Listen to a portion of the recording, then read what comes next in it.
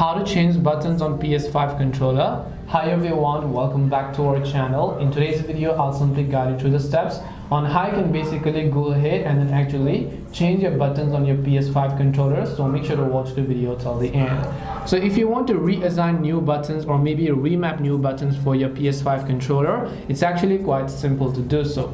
All you have to do is first of all simply head over to settings, and when you head over to settings, I want you to simply go to accessibility tab.